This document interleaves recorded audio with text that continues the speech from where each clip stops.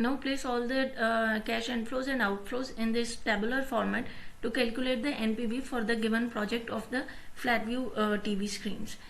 Capital cost and proceeds जो कि हमने डिस्कस किया कि 5 मिलियन की थी in lieu of the purchase of plant and machinery, तो हम 2013 में वो 5 मिलियन जो है कि वो कैश आउटफ्लो के साथ ट्रीट करेंगे और 5 मिलियन के साथ हमने माइनस साइन जो है वो रिप्रेजेंट कर रहा है कि ये कैश आउटफ्लो होगा। सिमिलरली इसी कैपिटल कॉस्ट और प्रोसीड जो है जो प्लांट एंड मशीनरी था उसकी डिस्पोजल वैल्यू रिसीव होगी हमें 2018 में 1 मिलियन की, तो हमने उसको कैश इनफ्लो के साथ रिप्रेजेंट कर दिया। तो cash outflow will be the initial investment at the start of the project and cash inflow will be treated as the disposal value at the end of the project. Sales revenue जो है वो हमने जिस तरह previous sheet में calculate किया था कि हमारे पास जितने भी यूनिट्स जो है वो सेल हो रहे होंगे उसको मल्टीप्लाई किया हमने कॉस्ट के साथ जो सेल प्राइस थी उसके साथ, तो हमारे पास टोटल सेल्स जो है वो 3 मिलियन की कैलकुलेट हुई थी। हमने वो 3 मिलियन सेल्स 2014, 15, 16, 17 एंड 18 में प्लेस कर दी। इसी तरह मटेरियल कॉस्ट जो कि 2014 में 5,10,000 कैलकुलेट हुई थी, क्योंकि हमारे पास ऑलरेडी वो यूनिट जो है अवेलेबल था, उसका 5,10,000 आ जाएगा और 2015 में 6,20,000 और फिर रिमेनिंग ईयर्स में 5,70,000। तो हमने एज इट इज उनको कैरी कर दिया और इनको रिप्रेजेंट किया माइनस साइन के साथ because these are all the cash outflows. फिर लीज पेमेंट क्योंकि ड्यू पे कर रहे थे हम, स्टार्ट ऑफ द ईयर पे कर रहे थे, तो 4,50,000 cash outflow for the consecutive 5 years. Redundancy payment eight the start of the project, क्योंकि हम स्टाफ को फ्री नहीं कर रहे थे इसलिए हमने उसको ऐड कर दिया कैश इनफ्लो के तौर पे 2,50,000। और फिर जब हम eight the end of the project जब स्टाफ को रिलीज करेंगे तो 3 लाख की जो पेमेंट थी उसको हमने माइनस के साथ कैश आउटफ्लो के साथ रिप्रेजेंट कर दिया। इसी तरह स्टाफ कॉस्ट जो कि 2 लाख की हमें हर साल जो है वो रिसीव होनी थी कि in lieu of the payment towards the staff हमने पे करना था, तो हमने इसको कैश आउटफ्लो के साथ रिप्रेजेंट कर दिया।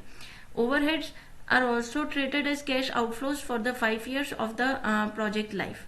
अब इन तमाम पेमेंट्स को जो हमने गिवन ईयर्स में किए हैं 2013 के लिए हमने टोटल पेमेंट्स को ऐड ऑन कर दिया।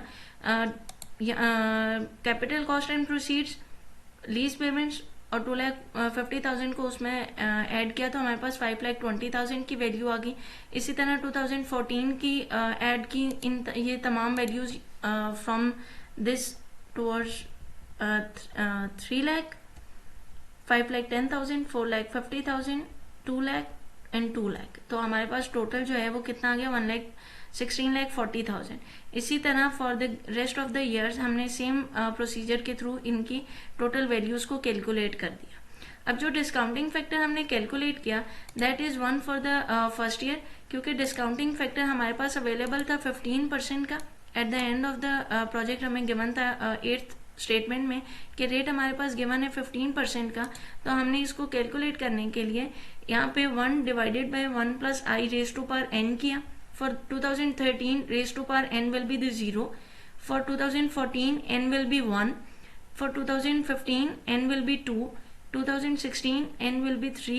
2017 n will be 4 and 2018 n will be 5. तो आप 1 divided by 1 plus 0.15 raise to power, जिस तरह हमने ईयर्स को यहाँ पे कैलकुलेट किया है, आप उस तरह से उसको कैलकुलेट करते जाएंगे तो आपके पास डिस्काउंटिंग फैक्टर कैलकुलेट हो जाएगा जो कि हाईलाइटेड है ओवर हियर 1.869, 0.756, 0.658, 0.572 एंड 0.497। अब इस डिस्काउंटिंग फैक्टर को मल्टीप्लाई किया 5,20,000 से तो हमारे पास प्रेजेंट वैल्यूज कैलकुलेट हो जाएंगी जो कि 1,42,000 है फॉर 2014। इसी तरह 15, 16, 17 एंड 18 के लिए कैलकुलेट होगी जो कि discounting factor E14 multiplied by E13 जो कि टोटल वैल्यू थी। उसके बाद हमने इन तमाम प्रेजेंट वैल्यूज को जो कि गिवन है in this statement, in this line, present values जो इन 5 ईयर्स की गिवन है, जो कैश जो इनफ्लोज को रिप्रेजेंट करें या पॉजिटिव वैल्यूज को रिप्रेजेंट कर रहे हैं उनको, उनमें से हमने इस माइनस को वैल्यू को जो है वो माइनस कर दिया। तो हमारे पास नेट प्रेजेंट वैल्यू जो है एनपीवी जो कैलकुलेट हो रही है वो है 6,82,050 यूरोज। क्योंकि प्रोजेक्ट की NPV is positive, is greater than 0. So that's why we are going to undertake